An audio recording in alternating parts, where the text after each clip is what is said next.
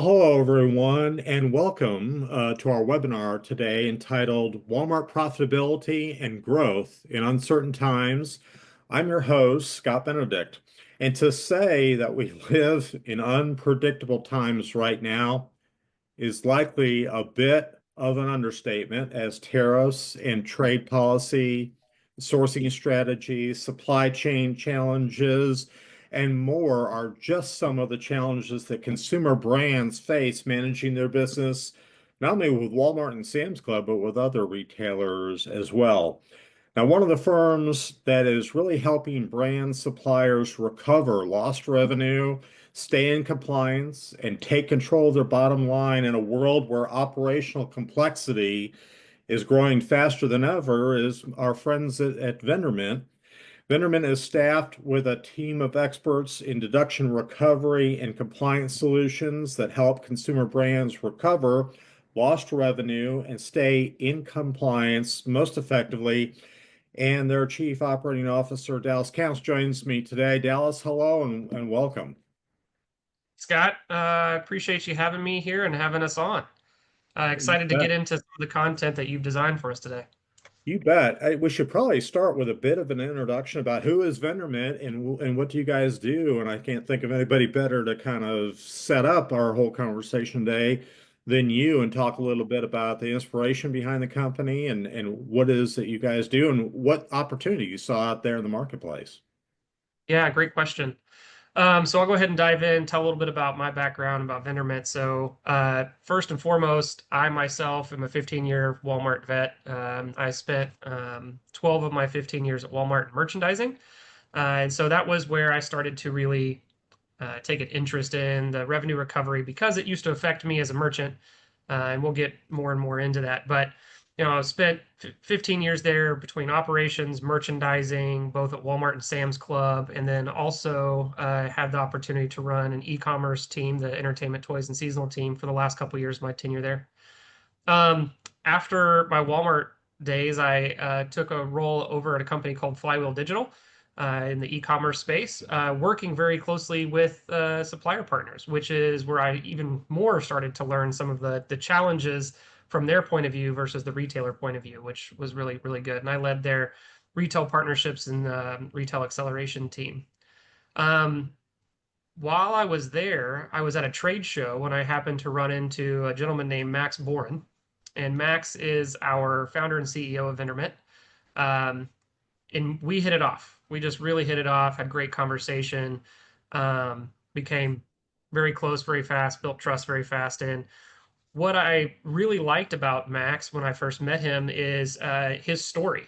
So Max's story, he was a seller on Amazon, uh, became a quite a large seller on Amazon. I believe like a top 100 Amazon FBA seller, and he was working in a low margin category. And so for him, having his P&L be as compliant and up to date and clean as possible was imperative for him to make sure he's hitting profitability because otherwise he wouldn't. And so while he was doing this, he created a process and learned that there were uh, he had money trapped in Amazon FBA fulfillment centers with inventory that was missing or deductions that had happened. And so he ended up developing a process there for his company that he then quickly realized was something that all sellers were struggling with. And he actually founded a company called Gatita. And over the course of 4 or 5 years, built that company up to support um, at any one time more than 15,000 Amazon sellers in their ability to do deduction recovery, revenue recovery, and compliance with Amazon. And so hearing his background when we met and what he was looking to do and get into the brick and mortar space, and from my background being as a merchant and understanding what I was always asking out of my suppliers and realizing that they had challenges where we the retailer were potentially preventing them from doing what we asked as a merchant, right? As a merchant, I was often asking them to invest in retail media or to buy into our retail data sets or do price changes, rollbacks, etc. And we were potentially preventing them to have from having those funds because of our processes internally. And then there was also things that the supplier may have been doing too that was causing some inefficiencies. And so Vendormint was kind of born out of my background with working at Walmart and Max's background working as a seller in this need for a really good focus on your P&L and making sure that you're accounting for everything that you're owed, and then being able to partner back with your retail partners in a way that maybe your competition can't because they don't have the same grasp on their P&L.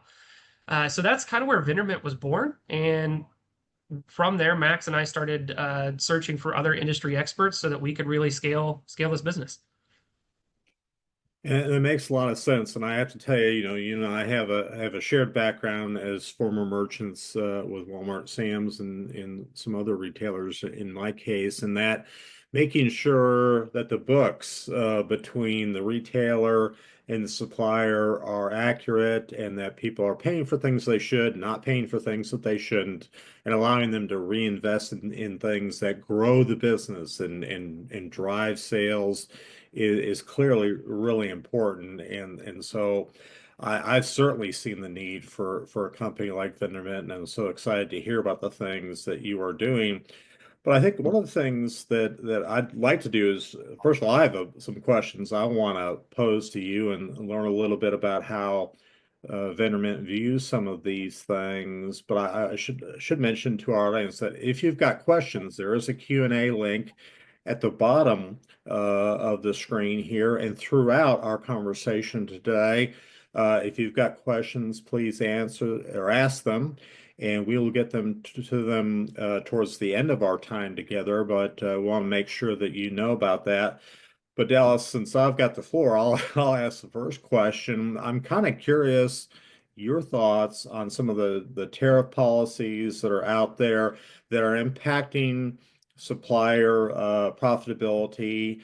And are there things that you and the team at Vendormint kind of recommend to help either mitigate some of these effects or try to lessen the impact they have on the profitability in the business?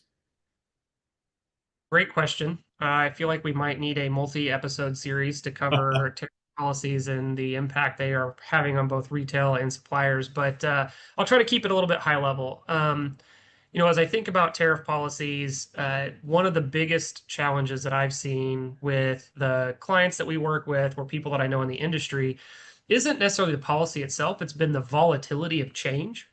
And so not knowing exactly where each tariff is going to land with each respective country, and if you're a supplier that has multiple factories across multiple countries, trying to figure out how you're going to best optimize your line time within your manufacturing and knowing where your cost is going to be coming from is imperative.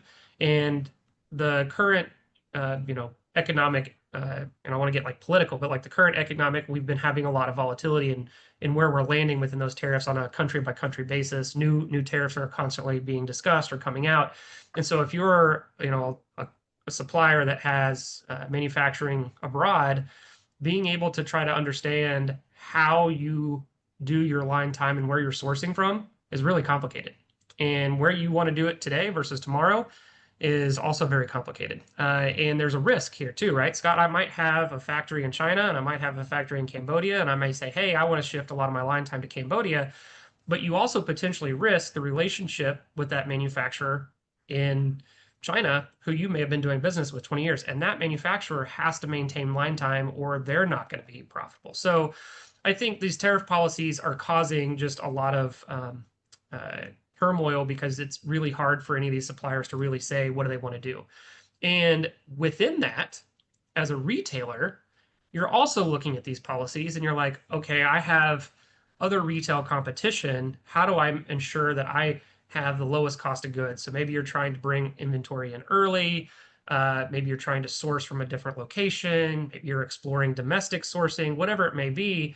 That retailers' decisions are also going to be putting stress on each of the supplier partners out there. So as I get into this, I think with all that uncertainty, you have to control your controllables. And sometimes you can't necessarily control those within what's happening there. And you do the best that you can with the information you have at that time. And so I'm not going to work within that framework too much. But what I would say is your controllables that you have are making sure that you on your current business, whenever you have your terms set up or however you're shipping, your compliance with, are you using the right pallet type? Are you shrinking it properly? Are you building your pallets in a way that they're not causing damages? Those are things you can control. And Right. so what I would be working back with is saying, how do we make sure that you guys as supplier partners are controlling your controllables very, very well?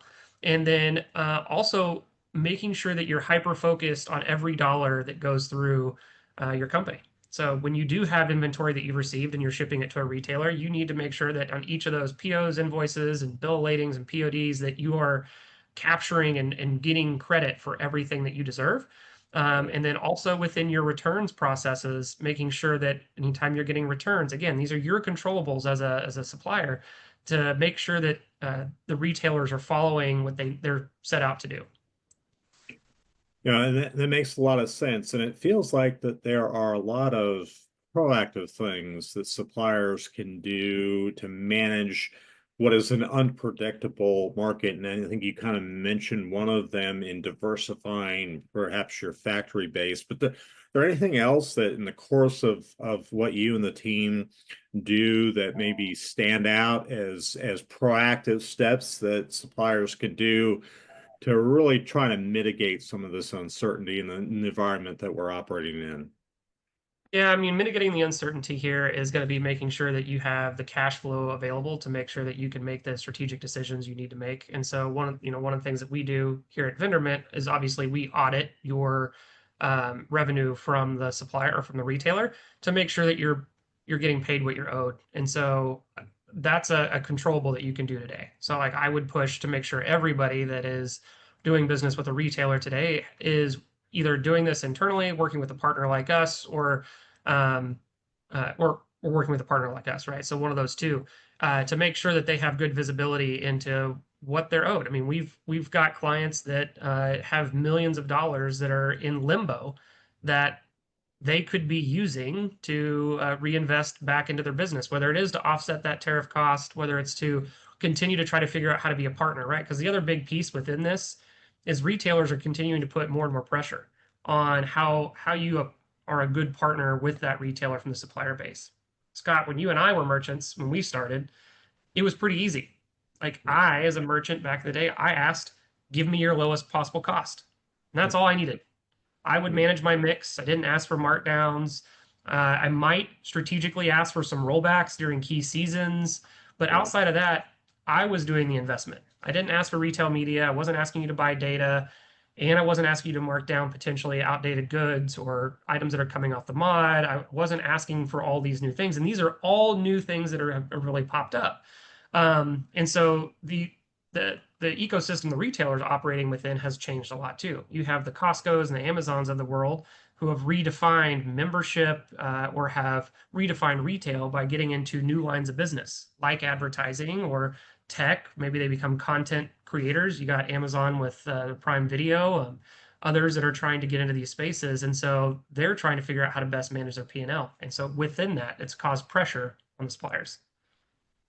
Yeah. And one of the things that towards the end of my time as a buyer started to become a factor, and I think during your time as well, was what I would call compliance related deductions, things related to performance that feel like they fit that description of controllables. Those are things that once you understand what they are, perhaps what the root cause is, you can hopefully kind of mitigate them.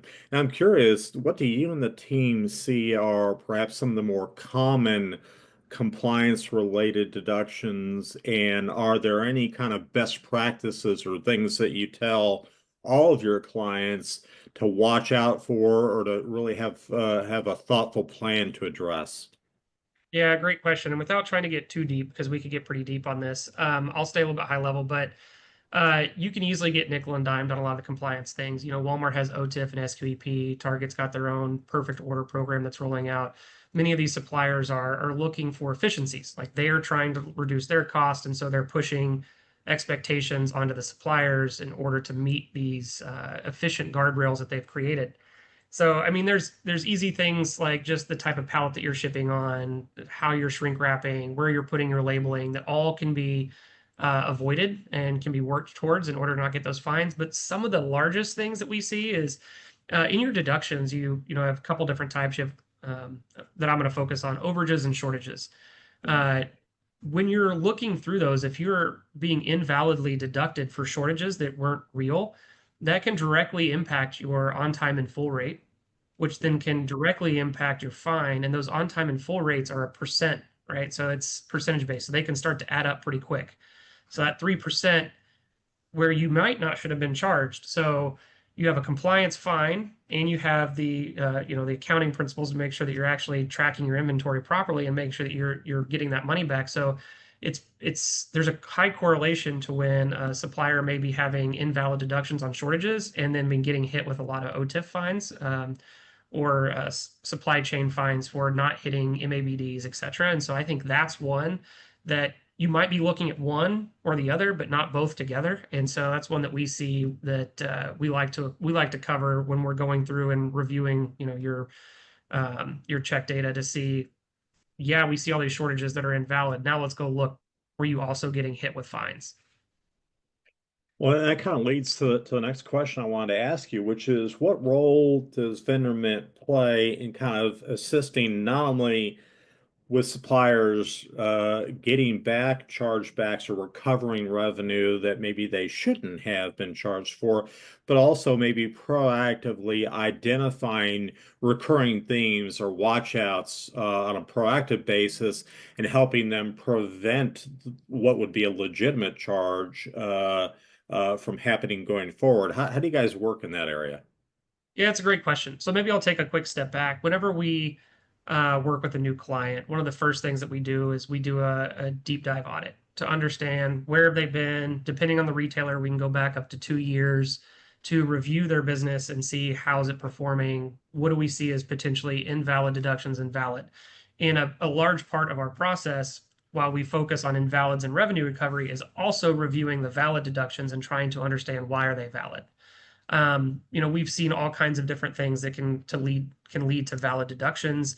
Whether it's item setup, it could be wrong. It could be how your supplier agreements. So, we had one not too long ago where the same G10 was on three different supplier agreements, and the retailer's uh, uh, system was struggling to know what deductions to pull, and so it was basically getting hit with everything, and it shouldn't have been. So there was a lot of double dipping there. So we go back and we look to understand, look, everything from your item setup all the way through to see as your billing process, how you're invoicing, all that tying out in a way that is easy for the retailer to work with you on. And if not, we'll get on a call and help you say, all right, we found this problem. This item's not set up right. It's causing these pricing errors or whatever it may be. Let's go fix that so that we can reduce your valid deductions while also going after those invalids and recovering those. So that's something that is really important to us. Like success at Vendormint with a client is over time, all deductions come down. It's not that we're just getting um, the money back for the client. Success for us is we have a high deduction rate now, whether it's valid or invalid, and over time, both valid and invalid shrink as much as we possibly can do. I mean, utopia would be that we don't have them, but that's not realistic. So uh, that that's really success for us is over the course of our contracts with our clients, they have less and less of a need for our service to recover because we've helped them upstream fix their valid and invalid opportunities. Dallas, it feels like accurate documentation, documenting what programs you are offering your buyer and what things are should be in your vendor agreements or not. Feels like that's pretty important in kind of setting up a supplier for success with not only Walmart, but any retailer. Can you kind of speak to maybe how you counsel some of your clients on what documentation they should have and how they should manage that on as a proactive step to kind of mitigate and bring about that better future that you mentioned where overall deductions, whether they're valid or invalid, go down? Yeah, it's a great question. I mean, first and foremost, when you're signing an agreement with a retailer, I know, especially if you're a newer client or a newer supplier, you might just be antsy to get that it's signed so that you can get that first order. But you really need to make sure you understand everything within that agreement. And each retailer has different nuances that you need to read through. I've had some conversations with clients where they're frustrated where they didn't necessarily understand the returns or damages process. And the returns and damages process could be taken out as a percent off their off invoice. Walmart calls this a swell allowance. Or they may have a return to vendor, they may have a liquidation capability. And so understanding that is really important, all the way across the board, from your terms, your payment terms, how often are you being paid, when um, are there different allowance types, if you have a new store, a new warehouse, all these different things. You really need to know what those are so that when you are reviewing your check data and you're seeing these off invoice deductions, you can easily tie what's happening. But I specifically want to focus really on the returns and damages, because two pieces here. On damages, you typically will sign up for a an allowance.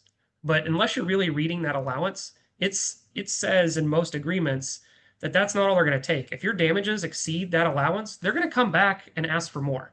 So if Right. you had a 2% damage allowance, but you actually came in at 5%, that retailer, most likely the verbiage in their clause is, we're going to go collect that 3%. And it could be on a quarterly, could be on a biannually or an annually basis.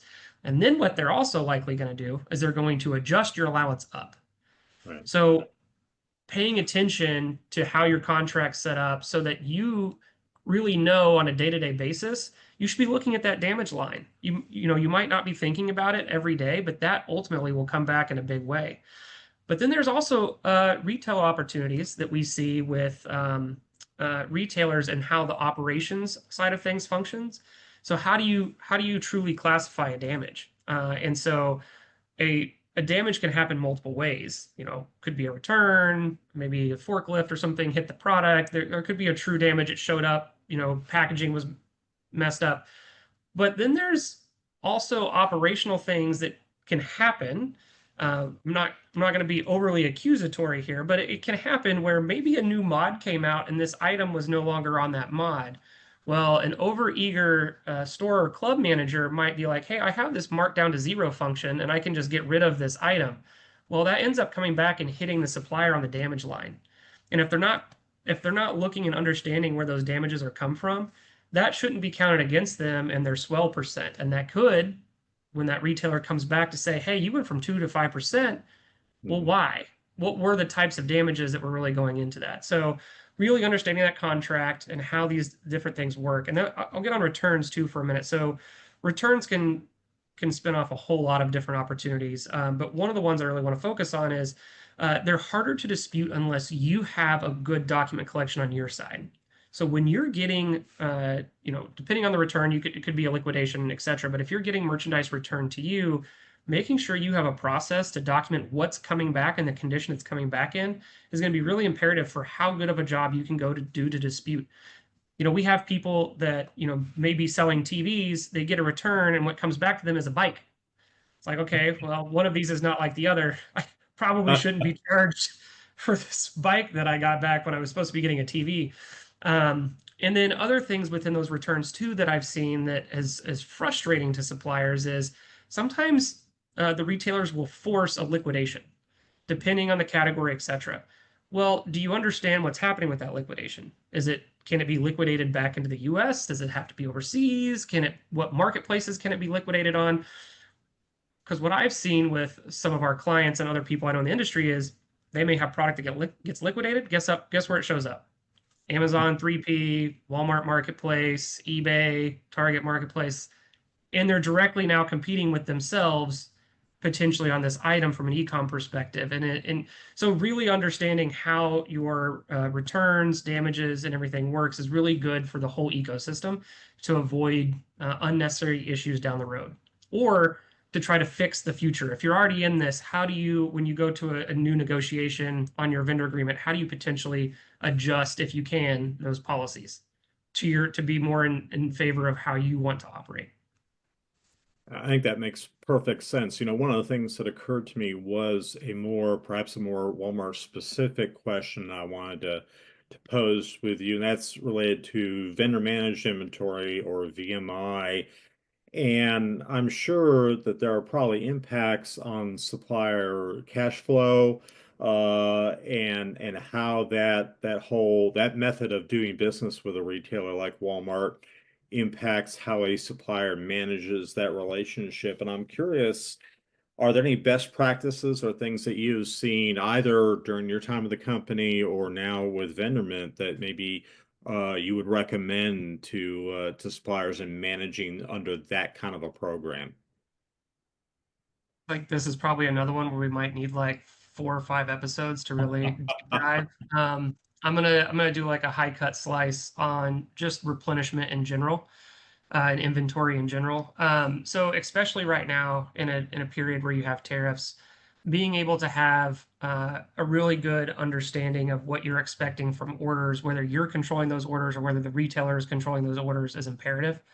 Um, it'll potentially hurt you all the way up the supply chain of knowing where's that inventory pulling from, is it short, is it not short, and then also making sure that if you when is this inventory arriving within that retail set, it can hurt your supply chain and you can bleed a lot of cash depending on how, especially if the retailer's pulling forward, you might not be ready. It could cause lumpiness. You don't want to be out of stock or create any issues there. So just being really close to what that looks like. And you might need to say no on occasion if you're getting inventory pulls that you're not ready for, or at least have that conversation and do it early and often. So this isn't something that should be a surprise to anybody. If you're in a tough inventory position, you need to make sure that you're communicating clearly with the retailer from the very get-go of where your inventory is, when it's coming in, and what to expect. And they might be able to even help you mitigate some of those costs. And if you are a import company and your factories, I think this is a really important time to make sure that you're getting if your factories aren't set up on first cost import tariff, make sure you're set up on first cost import tariff versus second cost, because that's a major opportunity to get some savings.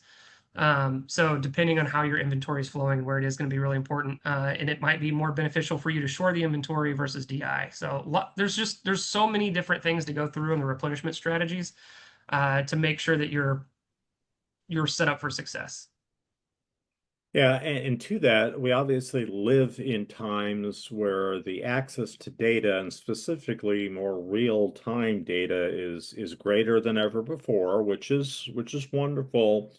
And the intent, obviously, as relates to inventory management, is that you can react to things quicker, whether you are the retailer or you are the supplier. How can suppliers, maybe some of the clients that you have at Vendormint or even from your own experience, how can they use this more real-time data to reduce risks and maybe some of the costs of compliance or other issues that stem from not reacting to what they hear and what they see through this faster access to information and faster access to data. Yeah, I think data's everywhere now, and having access to real-time data is important, especially from a replenishment inventory perspective. One of the things that I probably should hit on the earlier question that maybe I'll bring up now is when you're bringing inventory in, how many days, weeks, months of supply do you have, and where's it sitting? Is it sitting in your warehouse? Is it sitting in a retailer warehouse? This might be one of those opportunities in partnering with the retailer where they may be willing to take on more inventory than they normally would, which actually potentially saves you the warehousing costs that you normally would have had on that inventory, which could be a win-win for both you and the retailer. Gives them some surety of supply while also alleviating some of your inventory carrying costs by having to store it. So I think with that real-time data that we have available now, and you see demand, you have to be able to make those decisions quickly and as immediately as possible. You can't wait a month, 2 months, 3 months to be like, oh, hey, my with these tariffs, I now have a surge in sales. Let me be, very reactive to this. I got to be more proactive to what that looks like. And then you can make those decisions again, way back at the beginning of the conversation of where am I sourcing it from? Where am I storing it? Am I storing it? Am I going to front load it to the retailer? Will the retailer hold it? What are the different beneficial questions that you can ask to try to optimize it for both you and the retailer? And that makes a lot of sense. And, one of the questions that's just come up from one of our viewers stems from some reports that have been in the press, and this listener specifically references Motley Fool. talk about how Walmart has profited from their membership program, from Walmart Connect and other advertising platforms. And obviously now they've acquired Vizio, so they have a place in smart TV. Question that our listener asked is what's the future for these revenue streams? But I think that also kind of ties to what are some of the ways that suppliers can invest in growth in Walmart. But why don't you start with the first part first? What's, in your view, what's the future for these revenue streams, and then how do suppliers take advantage of it? Yeah, it's a great question. So I think in order to answer a question like this, you kind of have to understand the why. Why does Walmart or any other retailer need these new revenue streams? So as you look at the consumer and the customer and how they want to be served and where they want to be served, it's been rapidly evolving. Scott, when you and I back in the day had that EDLC, all I want is the best cost, and I'll manage my mix, the customer came into the store, right? Yeah, Digital was a much smaller piece. Omni-channel wasn't even a word yet. But now that we've been talking about omni-channel and how does a customer want to be served, it's really evolved. I have pickup, I have delivery to my home, I have delivery in my home. Like I have, FC, fulfillment within a day. These are all new expenses that these retailers have had to take on. So they've either had to build facilities closer to the customer, they've had to stand up new processes, they've had to invest in people to manage these. We're not quite to the part where a robot can drive the car to your house, take it out of the car, and put it on your doorstep. We do have drones which can, drop it in your front yard, but I think we're a long ways from full scalability on those. But these retailers have really taken on a immense cost to serve the customer. And because of that, they've had to try to figure out how do I offset this cost that the customer wants, right? So the retailer, if they want to be relevant, has to be relevant to the customer. And so as their cost to serve has gone up, they've been trying to think about how are ways I can monetize, whether it's through the customer or through my supplier base or through other revenue streams that I could offset that and continue to evolve with what the customer demands are. So I think that's the genesis really that's behind this question. So as memberships go up, as profitability from advertising or maybe even data streams goes up, what I would expect and what I would hope is that that continues to allow the retailer to offer lower cost goods.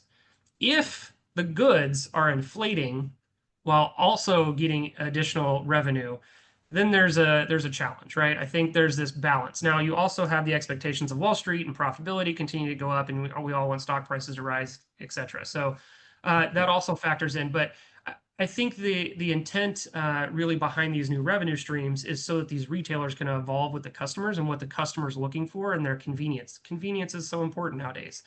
And these are the different revenue streams that they've enacted in order to try to do that. I'm going to pause there. I'm sure there's a lot of other commentary or questions. Yeah, no, I'll tell you that from my perspective, both as a former associate and now as a consultant, I see exactly what you're talking about, Dallas. And both Walmart, Sam's, and Amazon have talked about the fact that their membership programs really develop a closer relationship with a consumer and a lot more loyalty. And we've heard, both you and I have heard public comments from Walmart and Sam's that an omni-channel customer, someone who shops both in physical locations and online, is a more loyal customer. They shop more often. They tend to buy more every time they shop. So I think to the question that we got here, there are real, honest to goodness, business reasons for those things to continue because they are proving to be differentiating and creating additional loyalty. And I think the great thing about some of the advertising programs like Walmart Connect and Sam's Club's program of that is it really lets a supplier place dollars in a way that they can see an ROI. They can see a dollar spent here got me X number of dollars in sales. And I can connect the dots in ways that 5 and 10 years ago, as an advertiser, you couldn't. And so there's a value that the supplier gets in addition to it being a revenue stream for Walmart. there's a value in knowing that a dollar spent in advertising is actually producing a result. So it feels like those things not only are long term, but they are some of the things that really drive growth over time. And I think as a supplier, you get a lot smarter about what consumers do and do not respond to in terms of certain types of advertising, certain types of either top of the funnel or very much bottom of the funnel spend, and you get a lot smarter about what drives sales, what drives results for you in retailers like Walmart, Sam's, and Amazon and others, right? Absolutely. I 100% agree. And I think like from the media specific focus that you were kind of hitting on, like what better way to spend media dollars when you're literally at the point of decision making and getting that dollar in front versus, TV and some of these other even social, you're not as quite as close to the actual I'm clicking purchase button as you are with retail media. And so the impact is typically greater on an ROI there than you would see upstream, which I think is why, Amazon and Walmart have both built some really large media agencies, is because there is a real impact and the supplier community sees that. And so it's helping them continue to grow, innovate, and drive their business, especially on new products. It's an easy way to get people to see your new products. I think it's really important. And then all of that will funnel back into how do I take care of the customer, right? Because that customer, the ecosystem that they're wanting, the speed they're wanting, the convenience that they want, how they want to purchase, those dollars will be reinvested into building that out for them. It occurs to me in some of the conversations I've had with suppliers as a consultant that there's kind of a balance between driving growth, but also maintaining compliance and making sure that it's profitable growth for you if you're a supplier. And so my question for you is based on what you see and hear at Vendormint with some of your clients as well as perhaps your prior experience, maybe are there best practices or recommendations on how to balance that, wanting to drive growth, but also do it in a profitable way? Are there best practices that maybe you and the team have seen? Yeah, it's a great question. So, balancing growth and profitability can be a tricky one, right? Because especially if you're a new company and you get your first PO, you're all in, you just want to do everything you can to continue to drive that. But you might not be thinking about all it takes to truly partner with that retailer on a long-term basis. Um, and sometimes maybe you shouldn't approach a certain retailer or try to scale too large too fast. In my time as a merchant, I saw often where people would try to put all their eggs in a certain basket and they would try to move really, really fast. But if the customer or whatever happens and the retailer needs to make a decision to either scale down or move away, it can completely crumble a company. So I think responsible growth is understanding what can you support and support well. And if it's taken away from you, it's not going to ruin your business. So being really thoughtful about your diversity of number of retailers you're working with. I even as a merchant, I had people I was like, hey, I'm not going to ever be more than 30% of your business because, unless you're, a P&G or somebody that can really has meaningful money behind you, I don't want to ruin the factory that you might have in Kansas that's got 50 people working for you here or wherever it may be. So I think the supplier base should really be having that same kind of thoughtfulness is what can I do and what can I do well and how do I grow my business while also getting better at my partnership with the retailer. Now, as you continue to evolve and mature, that's going to lead into more things of like understanding from the retailer what's important. Sustainability, packaging, retail media, your investment in price. Like there's a whole host of things that are important to these retailers, and you need to know them and how do you fit into their strategy, and making sure that you can align to those. And out of the gate, you might not be there as a small day one supplier, your best thing to do is to make sure that you're operating as efficiently as possible at the lowest possible cost. And then over time, you can start to mature into these other segments. But you got to know that they're going to be their expectation, even of the small supplier sometimes, is the same as that of a Coca-Cola, Pepsi, P&G. No, and that makes a lot of sense. And it occurs to me that one of the things that I've heard a lot recently from suppliers, kind of in our local market that is Walmart specific, is a Code 88 deduction. And it's been a topic of a lot of conversation. You're smiling, Dallas. You've apparently heard it too. Can you kind of speak to kind of what that is and why it's kind of a bit of a topic of conversation right now? I smirked because I've had this question come up a lot in the last couple of weeks. This is a very specific question, and I can imagine why someone may be asking it, but I'll uh, I'll dive in high level. So essentially, Code 88 with Walmart is a clawback. So essentially, you had filed deductions that were approved and had been given to you. You had taken those funds back. Maybe it was shortage, whatever it could have been, damage, etc. And then the retailer comes back and they're like, "Hey, actually, you shouldn't have received those funds." The most common reason that this ends up happening is because you file a claim that's out of policy. Yeah. The one that we see the most frequent is you dispute something that's beyond the age that's allowed by the retailer. So Yeah. with Walmart, that's typically if you dispute something over 2 years old. And there's a lot of nuance into this of like when did you start the dispute, when did the dispute end? So what dates are you using? Check date, invoice date, PO date. So there's a lot of nuance that can go in this, and it can happen inadvertently. Um, but other times it can happen more intentionally. And so one of the things that we do at Vendormint is we make sure that we follow every retailer policy to the T as possibly can to minimize this from happening.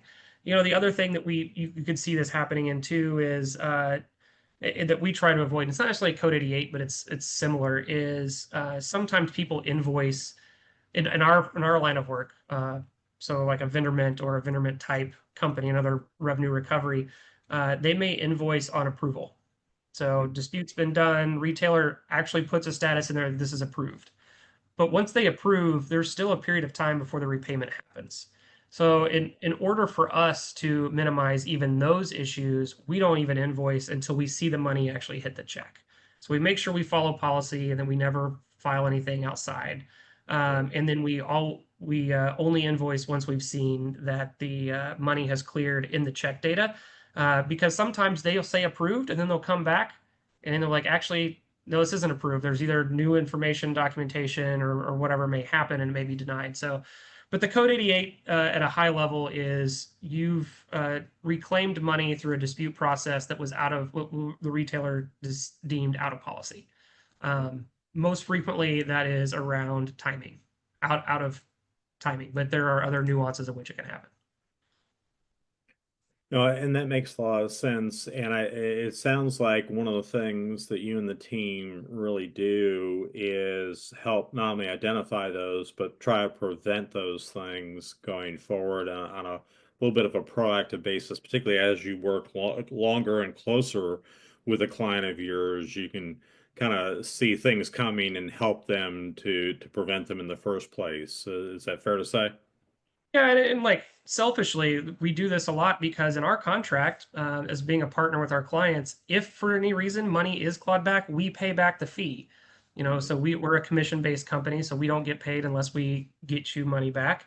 But if that money gets clawed back, we also, per our contract, owe you the fee back for that money that's clawed back. And so I don't want to be in the business of having to do a lot of repayments because money was clawed back. And so that's why we're really focused on making sure that we always follow policy and that we're doing all the checks we possibly can before we invoice, and to make sure that that is as minimal as possible. That makes a lot of sense. I'm watching the clock here, and I just have a couple more questions, Dallas, that I want to ask you, but I want to also mention to our audience that if you've got questions, once again, just click on that Q&A box, and if you've got any questions for us, for Dallas, please let us know. But here's one of the things that occurred to me is that I view one of the really differentiating factors about Vendormint versus other companies in your space is that you take a very technology driven approach to helping suppliers navigate through not only Walmart's complex ecosystem, but other retailers as well. And I'm curious kind of how you do that and what was the impetus of that. You mentioned your co-founder and CEO did a lot of this work with Amazon in a prior life, but maybe talk a little bit about how your approach is different than other people that are in the space. Yeah, so when Max and I set out to, figure out our place in the market, it was a little less on what is in the market and thinking more about the customer that we're going to serve and how do we want to work with them and what would they want. And historically, what I think has been in the space is you've had companies that have popped up that have served one retailer and they've really went deep on that one retailer. And so if you were a larger company selling to multiple retailers, you might have to have five, six different partnerships. So one of the things that we knew we wanted to do was be more of a one-stop shop to be able to service multiple retail fronts and not limit the capabilities that we can do based on what we think our clients' demand would be. I think the second piece that was really important to us is scale. Knowing that we want to do that we are doing a broad set of retail bases and constantly adding to that, we knew that we needed to be able to scale and technology was essential. I didn't bring this up, but we've been very fortunate to be able to bring on Rob Gonda as our CTO, and Rob has just an astronomical, incredible resume. And I can't do it justice, but I'll hit on a few. But Rob used to be the chief digital officer at McDonald's, and he was responsible for a lot of the innovation that you see at McDonald's today with the new digital screens, the app, and loyalty, and a lot of different things that he was able to, bring to McDonald's and across the globe. Right, this wasn't just a U.S. based operation that he was working on, and so. And that there's a lot of complexity and a lot of data in that. And then Rob also worked at a company called Catalina. For those that do a lot of business outside of Walmart, you'll know that almost all receipts and receipt data runs through Catalina for loyalty or other opportunities for couponing, et cetera. And so uh, Rob has this incredible background of being able to transform technology, working with insanely large data sets. He's been heavily involved in AI. And so we were very fortunate to be able to bring Rob on. And, with our technology driven focus, it's to empower and reduce costs essentially, right? We need to be able to work across multiple retailers, multiple different data sets, securely as well. We even recently were talking with a client about how when we use AI, we have local hosted AI. We're not hitting the cloud, right? So like we're not sending your data off to uh, Google or whoever that maybe others that aren't as familiar with how to use AI might be. So we're self-containing. So all of our background and intent is to do this because we want to be enterprise grade, so that anybody, whether it's a P&G, an Apple, a Disney, the ones that are the most secure on their data and legal language, we will be able to work with. And then also it gives confidence back to the retailers that we consider them partners, right? Like we want to be able to share and work with them. We do not see ourselves as, going after the retailer, right? So I think historically maybe the revenue recovery space has felt a little bit taboo, but we're very much being transparent with how we're operating, et cetera. So that technology background is empowering us in our dispute teams to be able to operate at scale. That makes a lot of sense, and I think that ability to work with a supplier, with a manufacturer across retailers, and to have the kind of the visibility to best practices of things they can do to stay in compliance and be someone who's enjoying profitable growth in their partnership with that retailer. A lot of benefits to that, and I think it's one of, from my view, one of the differentiating things about what you and the team at Vendormint are doing. So really excited to see how you continue to help suppliers going forward.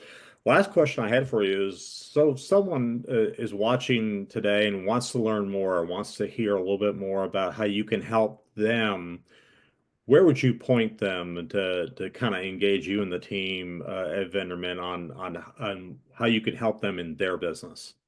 Yeah, great question. So as part of our engagement with any client potential, we'll do a free audit. and we will give you insights out of that free audit of what we see as opportunity across the different retailers that you're interested in, both on the valid and invalid. If we're seeing challenges on the valid side, we'll start to point those out as well.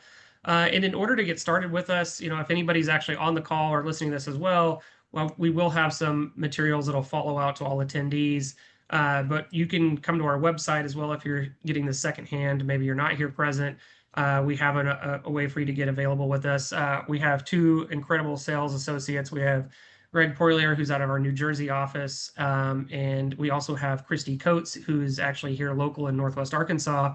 And so you can find them. And then lastly, if you're still real struggling, you can always come just Slack me on or hit me up on LinkedIn, and I'll make sure that you get the materials that you're looking for. And if you're interested in the free audit, get you in the pipeline to get that done. Awesome. Well, Dallas, thank you so much for your time, for sharing some of these insights, perspectives, and hard-won experiences and knowledge that you can share with your clients and with the supplier community. So I really appreciate your time. Oh, thanks, Scott. It was funny you said hard won. I once had one of my merchants that was working for me ask how I learned so much, and I said, "Well, I made a lot of mistakes. Mistakes. I'm going to teach you." So that's the hard-earned, the knowledge that hopefully everybody will get to benefit from and not make mistakes that I've made in the past.